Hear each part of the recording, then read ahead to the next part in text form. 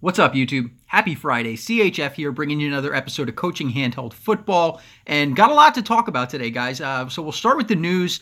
Newest card here is Josh McCown, 94 overall quarterback with +3 awareness to showstoppers. He had a great week 13. And when you look at the card, good stats, 86 speed, good throwing accuracy, good awareness, good throw power. But in all honesty, guys, you can get the 100 overall Master Brady for free, so I don't recommend spending a bunch of coins on him.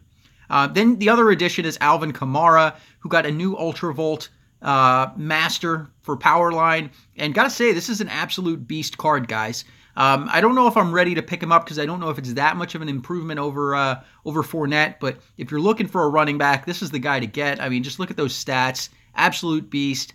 The new Powerline that we get today is Paul Poslinski or whatever, Poslunsky, whatever. I'm not even going to try it. I'm going to keep messing it up. Then we have the Pro Bowl voting in the USAA. But let's go ahead and kick this thing off, guys. We got a cupcake match today. The highest was an 89 overall, and somebody beat me to calling him. So we've got an 86 overall. So should make my short pass throwing mandate nice and easy. So we're going to go through the drives, and then I'm going to talk to you guys about the craziest thing. It's been a while since I talked about Coinpocalypse, which was my thoughts on how EA could kill coin selling. And it looks like they took a different approach, and I'm going to tell you kind of what I think about it. It's all speculation right now. Nothing's confirmed, but I'm going to give you my thoughts on it and what it means. So we're going to start this drive off and use Spot. It's another potential one-play banger. You've got Watt on a corner route and your slot receiver Jones on a post route. Here we get Watt one-on-one, so I'm just going to bomb it up to him. And look at that. We get a super win, and that's house, fellas. Great play. Make sure it's countered when you're going into the tournament this weekend, or people will just, light you up with it. That's my goal, is to counter all of the big play short passes and make them dink and dunk down the field. So we take bunch spacing and loop around for our first 2-point conversion. So what I'm going to do, guys, we're going to talk about what these changes to the auction house did, why it killed coin selling, what it means for you guys as snipers and investors, and just kind of give some first thoughts. It's all brand new. We still have a ton of testing to do, but I want to give my first thoughts on it, so we'll do that at the end of the video. So we'll go ahead and start off this second drive here and continue with our short pass mandate. So I hope you found this week's videos helpful in dominating the tournament this weekend. So here we go. We take our return. We're out to about the 23-yard line, and we are going to start this one off with empty stick. So on empty stick, it's just one of the big bomb routes that I'm just going to lob it up to wide receiver one. Basically, it's just a simple streak route. Normally would never call it an LVL. That would have been pass interference if the game had real mechanics, but it doesn't. So it doesn't. But that's going to be one play. Next, we're going to use fullback middle. Another good play. You can either hit the angle route, the out route, or you could just go for the bomb. I have a feeling people will throw the bomb. In this case, we catch the bomb, breaking the 7% counter. And that's another reason that I suggest countering that play as well. Anything that can be a one-play touchdown, you want to shut down. Here we're going to go spread halfback screen. I like to go to the tight end on this one. It was a high snap and a 7% counter, back-to-back 7% counters. So do lose some yards on it. Let's go with a empty trip shallow cross here. Or actually, you know what? No, let's go.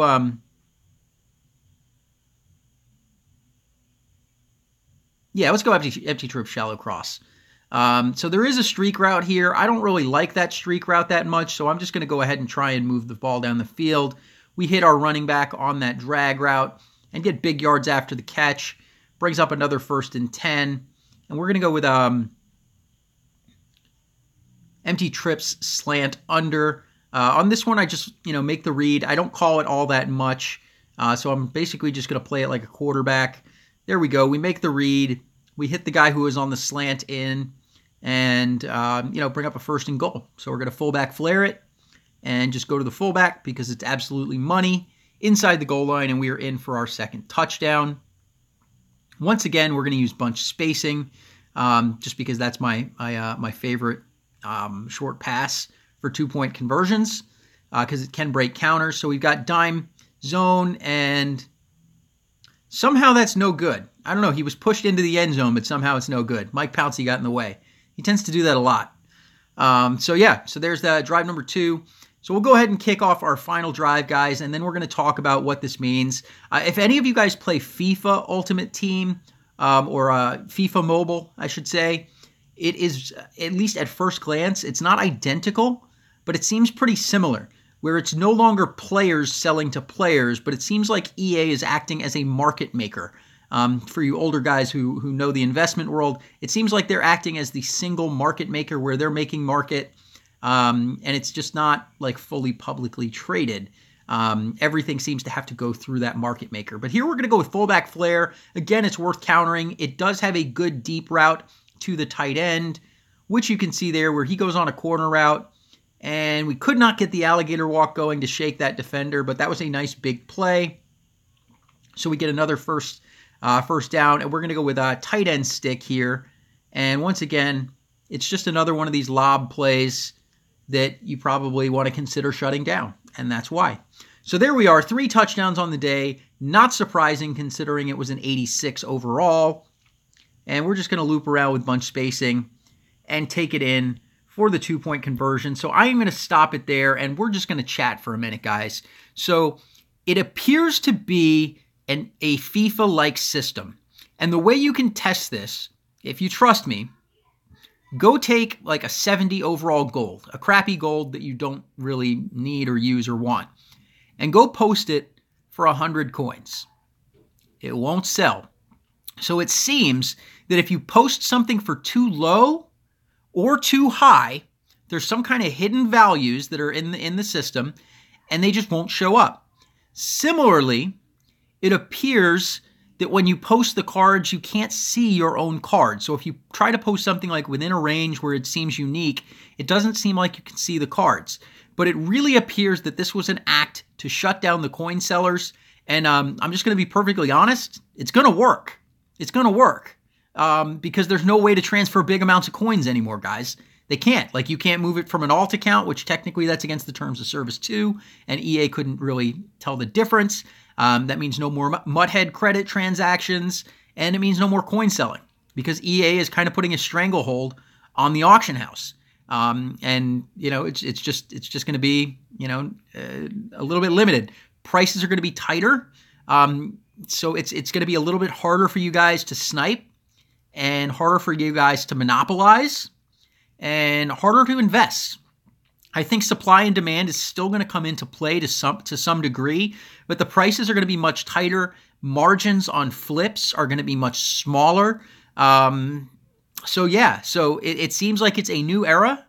All the auction house bans appear to have been lifted, and everyone can resume auction house activity right in time for this all-new auction house. So it is still super early. I'm still going to do a ton of testing and looking into the mechanics behind it, because I know I don't do like sniping guides or investing guides and coin guides. That's not my thing. But this is a huge mechanics change to the game. And as a gameplay guy, I feel like it's important for me to really get a good understanding of how this works. So at some point, hopefully over the weekend, I'll figure it out. If not, next week. But look for a big, in-depth guide on the new auction house and how that works. But if you like this video, go ahead and hit that thumbs up button. If you are new to my channel, go ahead and hit that subscribe button. We're trying to get to 5,000 by the end of the year to make me eat a ghost pepper live on stream, and we are pretty close to that, so go ahead and hit that subscribe button. I'm also going to be doing a couple of giveaways, not telling you guys when. They are going to be pop-up giveaways to reward the notification squad, so go ahead and hit that bell icon to join the notification squad. You'll see first looks at all my content that I drop, as well as get notifications when I stream, and that way you can participate in the giveaways that I'm doing, which basically anybody who puts a comment within the first hour of that video going live will be entered, and then I will use a randomizer to select a winner, and there will be one Android winner and one iPhone winner. But anyways, I love you guys. Hope to see you tomorrow night in the stream. If you go ahead and hit the tournament before me, good luck. Hope this week was helpful. I love you guys. Thank you to my 3 new sponsors: You guys are amazing. I just set up kind of a test stream late last night where I was just testing some new stuff as far as new format with different pop-ups and different Streamlabs things that I added. And 3 people sponsored and joined the sponsor chat. So thank you guys. I love you guys. I appreciate you so much. And yeah, I love you guys. I will see you tomorrow. CHF out.